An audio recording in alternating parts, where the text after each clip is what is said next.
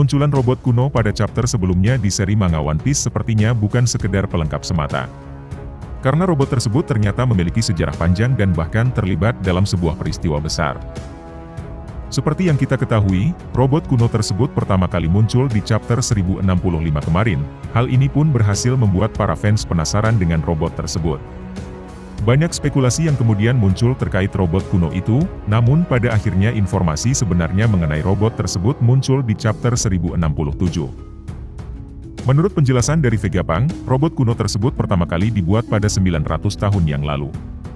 Namun, sayangnya Vegapunk tidak mengetahui dari mana asalnya atau apakah ini juga merupakan salah satu teknologi ciptaan kerajaan kuno. Akan tetapi satu hal yang kemudian dia jelaskan, bahwa 200 tahun yang lalu robot tersebut pergi ke Red Line dan menyerang wilayah Mary Joyce.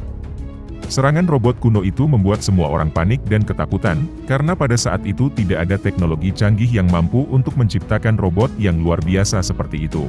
Sayangnya, sebelum misi robot tersebut selesai, robot canggih itu kemudian kehabisan sumber daya.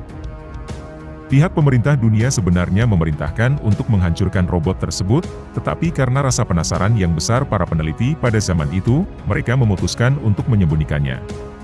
Vegapunk sendiri sampai sekarang masih belum mengetahui apa yang menjadi sumber kekuatan robot tersebut. Meskipun begitu, mungkin ada dua hal yang bisa mengembalikan fungsi robotnya.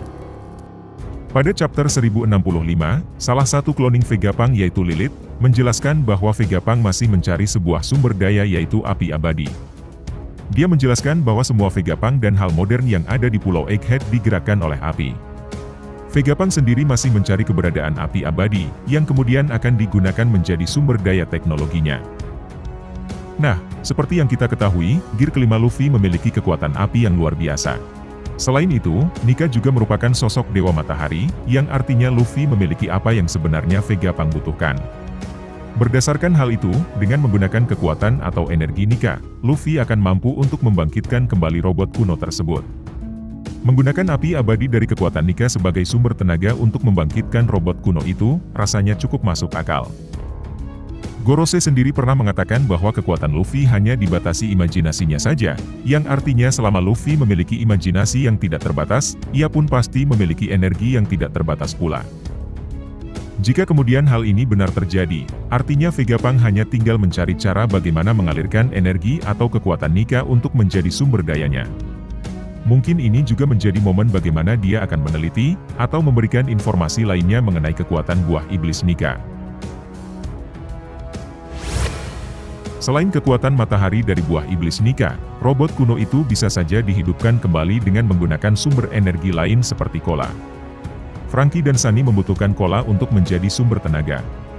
Sunny membutuhkan 2 tong cola untuk bisa menembakkan meriam, dan bisa juga digunakan untuk melakukan berbagai hal luar biasa lainnya. Di sisi lain, Franky adalah seorang cyborg yang mana artinya dia sudah sangat familiar dengan hal robotik dan fungsi-fungsinya. Franky juga memiliki teknologi canggih di badannya yang mana semuanya dia lakukan dan aplikasikan secara mandiri. Salah satu petunjuk yang muncul dari penjelasan Vegapunk mengenai robot kuno tersebut adalah sumber dayanya tidak bisa ditemukan di era modern.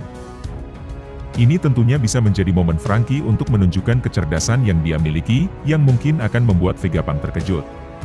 Di sisi lain, banyak yang meyakini bahwa ini akan menjadi arc milik Franky dan inilah yang akan menjadi momen untuk menghadirkan alur cerita tersebut. Bisa jadi ketika perang akhir terjadi, robot ini sudah kembali ke fungsi normalnya, di mana ia akan membantu Luffy untuk menghancurkan pemerintah dunia, dan para angkatan laut. Menarik tentunya mengetahui apa yang akan membuat robot kuno tersebut aktif kembali, oleh karena itu jika kamu punya pendapat lain, silahkan tulis di kolom komentar.